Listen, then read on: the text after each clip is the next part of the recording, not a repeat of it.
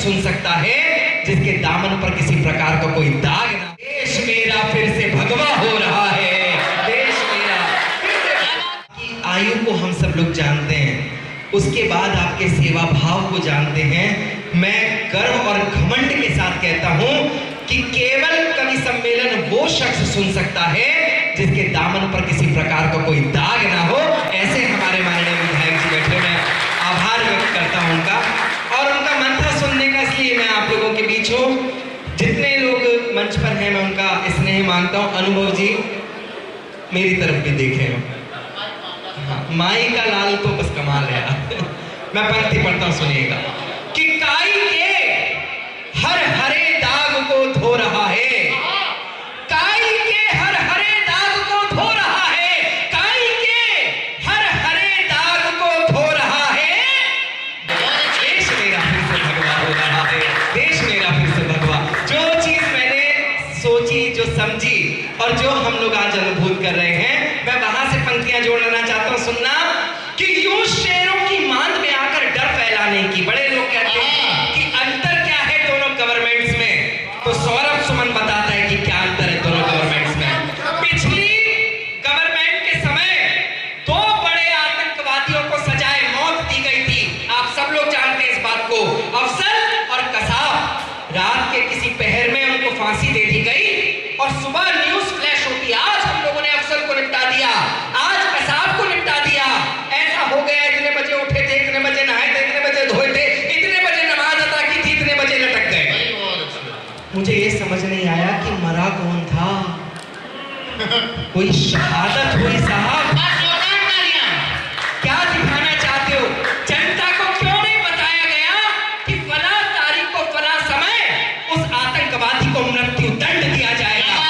उस समय के एक मंत्री ऐसे ही कार्यक्रम में बैठे थे जैसे आज हमारे माननीय विधायक जी बैठे हैं, लेकिन मैं घमंड के साथ कहता हूं कि मेरा प्रश्न शाश्वत था।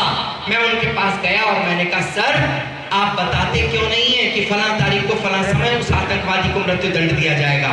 तब उन्होंने ये कहा कि सौरभ भाई, अगर हम लोग ये डिस्क्लोज कर देंगे कि फला तारीख को फला समय उस आतंकवादी को मारा जाएगा तो लोग विद्रोह करेंगे, कैंडल मार्च निकालेंगे और हम नहीं चाहते कि हमारी सरकार का किसी प्रकार का कोई विरोध हो। तब विश्वास मानना, अंतर मन उद्वेलित हुआ था, आह निकली थी कि काश हिंदुस्तान के सिंहासन पर कोई ऐसा शेर आके बैठे जो एक बार हिंदुस्तान में दहाड़े तो दिल बाहर वालों के दहलने लगे। तो सपना पूरा होते हुए हम देखते हैं।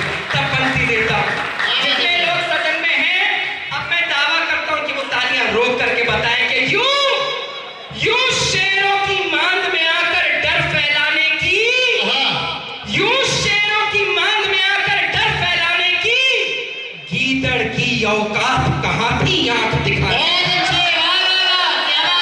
कि यूं शेरों की मांद में आकर डर फैलाने की गीदड़ की औकात कहां थी आंख दिखाने की? यदि अफजल को लाल किले पर हमने टांग दिया होता, किस कसाब में हिम्मत थी फिर भारत आने की?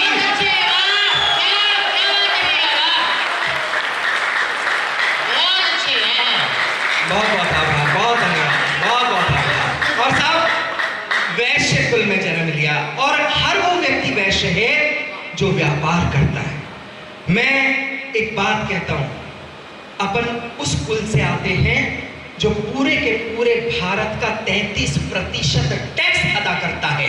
क्या बात? आप लोगों के मन में भी साहब कहीं ये प्रश्न आता होगा कि हम जिस मेहनत से रुपया कमाते हैं, इन आतंकवादियों को दामाद बना करके क्यों रखा जाता है जेलों में? सर ये पीछे बाबूजी बैठे हैं, ये प्लीज मफलर आप उतार दीजिए। ये हाँ, मफलर में मैं किसी को देखता ऐसा लगता है धरने पर बैठा हुआ है। मैं सच बात बता रहा हूं, देखिए एक चीज मैं सच बताता हूं, ये प्रश्न हमारे मनों में भी आता है कि क्या कारण है इतना रुपया हम लोग कमाते हैं। 9 आतंकवादियों को हमारी खाकी ने मुंबई कांड में वहीं पर खाक में मिला दिया था, केवल एक बचा था कसाब, और उसके ऊपर जितना धन आपका व्यय हुआ ये साहब आपका मन जानता होगा कि कितना धन। ऐसा पूरे विश्व में कोई उदाहरण नहीं मिलता। रात में 2:30 बजे हिंदुस्तान ने एक आतंकवादी के लिए अपने न्यायालय के